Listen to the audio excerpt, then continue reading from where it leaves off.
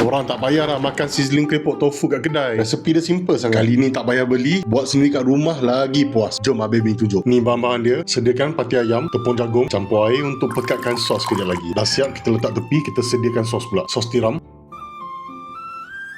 kicap cair, masukkan gula ya, kicap pekat. Lepas tu kita kacau bagi sebati, ketepikan. Bawang putih, panaskan minyak dalam claypot, masukkan halia. Lepas tu kita masukkan je bawang putih yang tadi. Lepas tu kita masukkan king oyster mushroom ni. Masukkan daun bawang. Kalau kering sangat, masuk sedikit air. Tutup claypot dalam 2 ke 3 minit. Masukkan cube hati ayam dan lobak merah. Lepas tu kacau-kacau sampai lembut. Untuk tofu, Abang Ming pakai 2 ketul yang dah digoreng. Masukkan sedikit air. Tutup dalam 2-3 minit. Capsicum. Lepas tu tuangkan bancuan sos tadi dan korang kacau pelan-pelan sampai kuah tu jadi pekat. Lepas tu kita tutup je dalam 2 ke 3 minit untuk masakkan semua. Air tepung jagung untuk pekatkan kuah. Kacau-kacau-kacau. Tada, dah siap. Makan pula dengan nasi panas, memang padu guys. Sedap. Korang share kat bawah resepi apa lagi yang kau nak Abang Ming buat lepas ni.